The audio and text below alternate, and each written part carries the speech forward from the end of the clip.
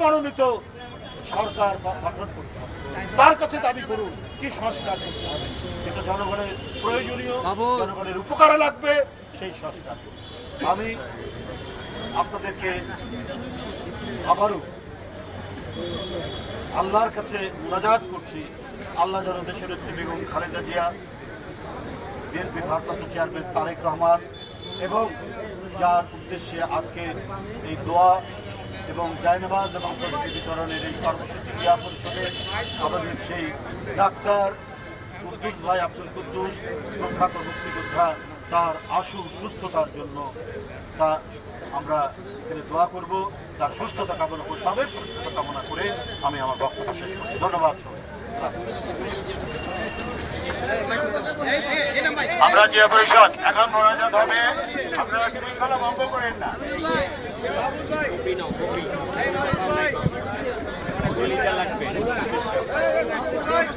আমাদের জিয়া পরিষদের professor doctor Mohammad Shafiqul Islam পরিচালনা করছেন।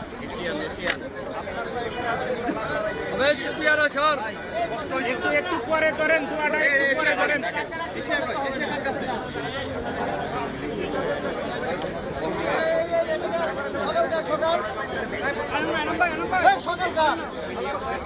আমরা ফেলা দাও সোজের মাথা নিয়ে উদারা নিয়ে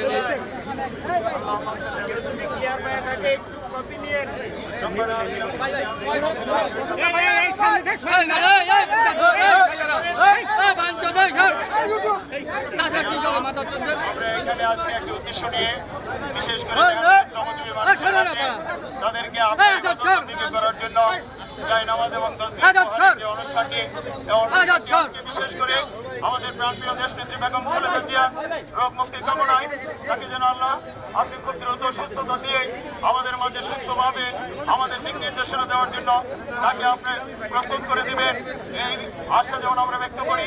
পাশাপাশি আমাদের ভারপ্রাপ্ত চেয়ারম্যান জনাব তারেক রহমান দীর্ঘ 17 বছর আজকে দেশের বাইরে, আমরা যেন তাকে শারীরিকভাবে সুস্থ অবস্থা আমাদের মাঝে ফিরে পাই, আমরা তাকে যেন আমাদের এই সমগ্র জাতিকে নেতৃত্ব দেওয়ার জন্য আমরা অচিরেই তাকে যেন আমাদের মাঝে ফিরে পাই।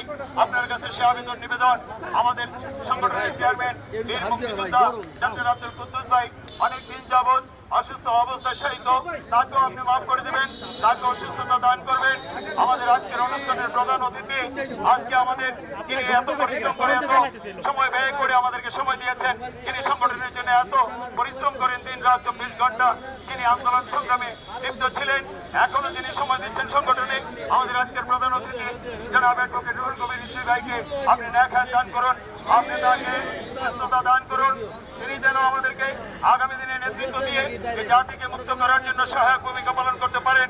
আমরা সবাই তার জন্য দোয়া করি, আমাদের নেত্রীর জন্য দোয়া করি, ভারপ্রাপ্ত চেয়ারম্যানের জন্য দোয়া যাচ্ছে, সকলে মিলে আমরা প্রাণ খুলে তাদের জন্য দোয়া করব, তারা যেন সুস্থ হয়ে স্বাভাবিক অবস্থায় ফিরে আমাদেরকে নেতৃত্ব দেওয়ার, দিক নির্দেশনা দেওয়ার সেই পথটুকু সুগম করে দেন।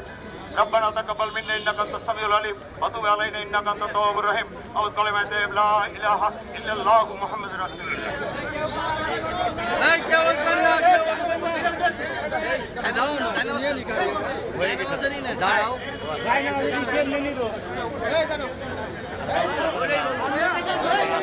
বাবা না